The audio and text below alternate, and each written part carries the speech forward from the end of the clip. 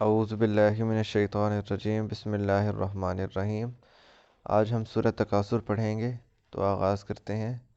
اللہ کا مطلب ہوتا ہے غافل کر دیا، کم تم سب کو، التکاثر یہ ہے کثرت کی جمع، یعنی غافل کر دیا تمہیں بہت زیادہ کثرت نے، یعنی بہت زیادہ کثرت حاصل کرنے کی خواہش نے، حتیٰ یہاں تک کہ زرتم زیارت کر لی تم سب نے، زر کا مطلب زیارت کر لی تم سب نے، المقابر قبروں کی، یہاں تک کہ تم نے قبروں کی زیارت کر لی۔ کلا ہرگز ایسا نہیں ہے، سوف کا مطلب ان قریب، تعلمون تم سب جان لو گے، کلا سوف تعلمون ہرگز نہیں، ان قریب تم جان لو گے۔ ثم کا مطلب ہوتا ہے پھر، کلا سوف تعلمون ان قریب تم جان لو گے، کلا ہرگز ایسا نہیں ہے، لو اگر، لو کا مطلب ہوتا ہے اگر، تعلمون تم سب جان لیتے، علم جو علم ہے، الیقین یقین کا علم، ہرگز ایسا نہیں اگر تم جان لیتے یقین کے علم کو، لترون یہ علم ترى کیف والا یہ ترون، لترون کا مطلب تم ضرور دیکھ لو گے، الجحیم جہنم کو، ثم پھر، لترون تم دیکھ لو گے، ہاں اسے یعنی جہنم کو، عین کہتے ہیں آنکھوں سے کو، اسی سے اردو کا لفظ عینک نکلا ہے جو آنکھوں پہ لگائی جاتی ہے، عین الیقین یقین کی آنکھوں سے، ثم لترونها عین الیقین تم ضرور دیکھ لو گے اسے یقین کی آنکھوں سے، ثم اس کے بعد،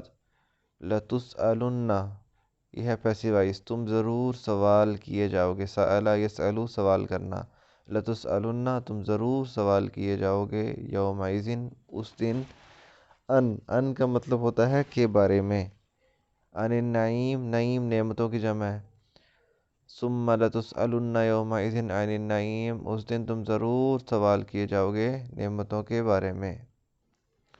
اب اس کی تفسیر کر لیتے ہیں۔ الہاکم التکاثر حتی زرتم المقابر، تو ایک دوسرے سے آگے نکلنے کی خواہش نے، کثرت کی خواہش نے تمہیں غافل کر دیا یہاں تک کہ تم قبروں تک پہنچ گئے۔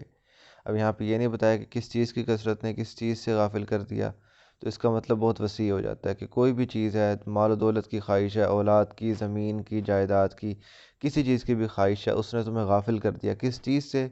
لوگوں کے حقوق العباد سے، اور اللہ تعالیٰ کے حقوق سے، اور فرائض سے، اس رشتہ داروں سے، ان ساری چیزوں سے غافل کر دیا تمہیں۔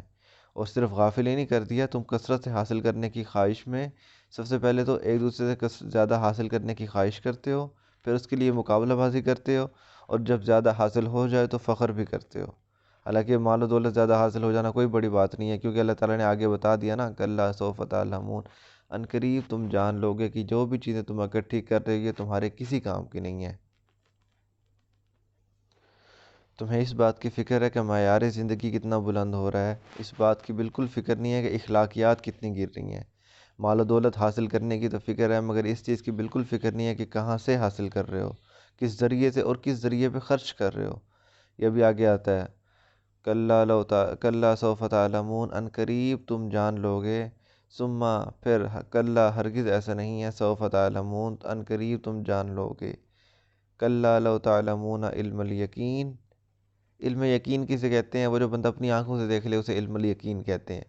قیامت کے دن انسان کے سامنے جنت و جہنم آ جائیں گی نا، تو اسے یقین ہو جائے گا کہ جو بھی بات کی جا رہی تھی وہ صحیح بات کی جا رہی تھی۔ لترون الجحیم تم جہنم کو دیکھ لو گے، ثم لترونہا عین الیقین اور تم اسے اپنی آنکھوں سے، یقین کی آنکھوں سے ہی دیکھ لو گے، ثم لتسألن یومئذ عن النعیم یہ بڑا اہم سوال ہے، اس دن تم نعمتوں کے بارے میں سوال کیے جاؤ گے۔ آپ صلی اللہ علیہ وسلم نے فرمایا، قیامت کے دن انسان کے قدم ہل نہیں سکیں گے جب تک وہ 5 سوالوں کے جواب نہ دے لے۔ ہم نے تمہیں عمر دی تھی، تم نے کہاں خرچ کی؟ زندگی ایک بہت بڑی نعمت ہے، ہم سورہ اثر میں پڑھ چکے ہیں، ایک ایک لمحہ اہم ہے، لیکن اللہ تعالیٰ کا دوسرا سوال کیا ہوگا؟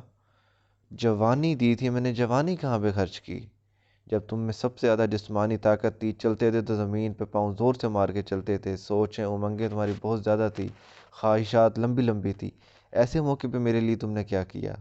دنیا کے لیے تو بہت کچھ کیا، جوانی میں میرے لیے کیا کیا؟ تیسرا سوال، مال کہاں سے جمع کیا؟ اللہ تعالیٰ نے پہلے الہاکم التکاثر میں بتا دیا کہ تمہاری روش کیا ہے، اور اب سوال میں کیا پوچھ رہا ہوں، غور کرو، تم نے مال کہاں سے جمع کیا؟ اس ٹائم اگر حلال حرام میں تمیز نہیں کی دنیا میں تو اس ٹائم بس پھر پکڑے جاؤ گے۔ تو بہتر نہیں ہے کہ ابھی بندہ تمیز سے جتنا مل رہا ہے حلال طریقے سے بندہ کمائے۔ چوتھا سوال، جو مال کمایا تھا وہ خرچ کہاں پہ کیا؟ ہم تو بھئی عیاشیوں میں، دعوتوں میں، ان چیزوں میں اڑاتے رہتے ہیں، خرچ کرتے رہتے ہیں۔ تو نہیں نہیں، ہمیں اچھی جگہ پہ ہی خرچ کرنا ہے، دین کے کام میں ہو، غریب مسکین کی مدد ہو، کوئی بھی ایسا کام جس سے آپ مطمئن ہو۔ یہ دعوتوں، پارٹیوں، ان چیزوں میں پیسے نہیں اڑانے۔ اور آخری سوال، ہم نے تمہیں علم دیا تھا، تم نے علم پہ کتنا عمل کیا؟ یہ قرآن پاک علم مل رہا ہے آپ کو، آپ اس پہ کتنا عمل کر رہے ہو؟ یہ وعید ہے آپ لوگوں کے لیے، تو بہتر ہے کہ ابھی تک عمل کرنا شروع کر دو اور یہ کثرت کی دوڑ سے نکل آؤ۔ جو آپ کے نصیب میں ہے وہ آپ کو ملے گا ہی، چاہے آپ جتنی مرضی تک دو کر لو اس کے لیے۔ تو یہ تھی سورہ التکاثر کی تفسیر۔ وما علینا الا البلاغ المبین۔